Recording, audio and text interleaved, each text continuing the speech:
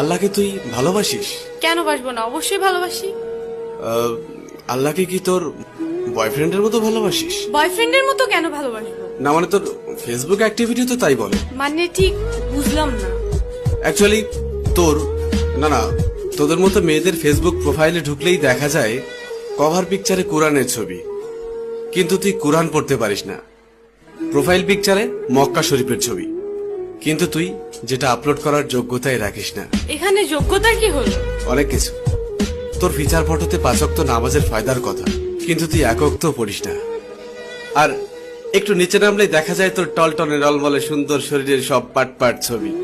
এই ফাইজলামির বাড়ি কোথায়? এটা কি ইসলামের অবমাননা নয়? দেখ, তোর মুখে কি আল্লাহর নামটা মানায়? তাহলে আমি কার নাম নিব? আমি মুসলিম, আমি তো আল্লাহ নামই নিব। না, তুই বা তোরা মুসলিম না। এই যে বললাম, শুধুমাত্র এদেশে মুসলিম বেশি।